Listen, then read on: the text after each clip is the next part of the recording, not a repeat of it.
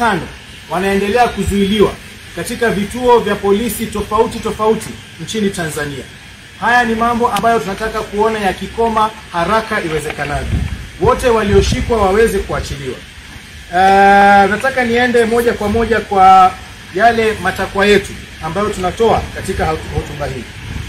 Kwanza kabisa, matakwa yetu ni kwamba tunataka kuona mauaji, utekaji nyara na unyanyasaji wa kila aina uweze kusitishwa haraka iwezekanavyo, hasa kwa wale ambao wanaendelea kutafuta wapendwa wao waliouliwa, walioumizwa na wengineo.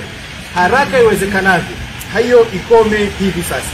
La pili, tunasema Samia Suluhu aweze kukubali kutoka mamlakani ili tuweze kuhakikisha kwamba amechunguzwa kikamilifu, na tunaitaka koti ya kimataifa iweze kuingilia kati na iruhusiwe haraka iwezekanavyo ianze uchunguzi.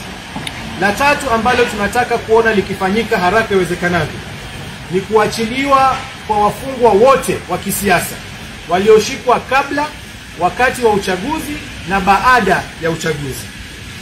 La nne, tunasema kwamba EAC, AU, SADC, UN na EU lazima waungane kwa pamoja na watume wachunguzi waweze kuangalia maovu yaliyotendeka kwa nia ya kuwashika na kuwashtaki wote waliohusika. Na tunasema kwamba lazima haraka iwezekanavyo tuweke serikali ya muda ambayo itasimamia kuhakikisha kwamba sheria zimeweza kubadilishwa ili kuweze kuwepo na nafasi ya uchaguzi wa haki na huru. Na mwisho kabisa, tunasema kabla ya mwaka mmoja tunataka kuona uchaguzi wa huru na haki ukiweza kufanyika. Ile serikali ya muda iweze kubadilisha katiba, iweze kubadilisha